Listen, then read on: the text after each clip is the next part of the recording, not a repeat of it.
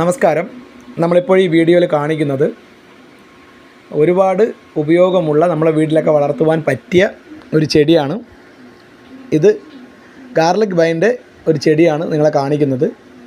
ഇതിൽ പൂക്കളൊക്കെ പൂത്ത് നമ്മൾ വീട്ടിലൊക്കെ ഫ്രണ്ടിലൊക്കെ ആൾക്കാർ നിർത്തുന്നുണ്ട്, നല്ല ഭംഗിയാണ്. പക്ഷെ ഇപ്പോൾ ഞാൻ കാണിക്കുന്നത് അത് പൂക്കുന്ന കാര്യം പറയാനല്ല.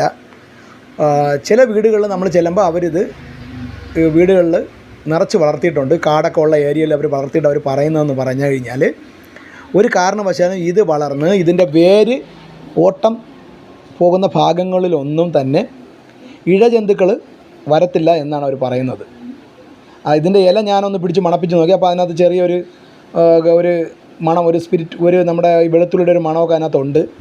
അപ്പോൾ അത് അവർ പറയുന്നതെന്ന് പറഞ്ഞാൽ ഇതിൻ്റെ വേരുകൾ ഓട്ടമുള്ള ഭാഗങ്ങളിലൊന്നും ഇഴജന്തുക്കൾ ഭൂമിയിലോട്ട് ഇഴഞ്ഞ് വരത്തില്ല എന്നാണ് പറയുന്നത്. ഇതിൻ്റെ ഇലയ്ക്കും പ്രത്യേക മണമുണ്ട്. അപ്പോൾ നിങ്ങളെല്ലാവരും ഇതിൻ്റെ തൈകൾ ഇപ്പോൾ നഴ്സറികളൊക്കെ അവൈലബിൾ ആണ്.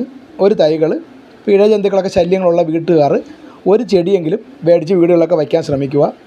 അപ്പോൾ ഇതിങ്ങനെ ഒരു കേട്ടറിവ് നിങ്ങൾക്ക് വേണ്ടി ഷെയർ ചെയ്യുന്നതാണ്. അപ്പോൾ വീഡിയോ ഒക്കെ ഇഷ്ടപ്പെട്ട് കഴിഞ്ഞാൽ നിങ്ങൾ മാക്സിമം ഈ വീഡിയോ ഒന്ന് ഷെയർ ചെയ്യുക, മറ്റുള്ള ആൾക്കാർക്ക് കൂടി ഉപകാരപ്രദമാകട്ടെ.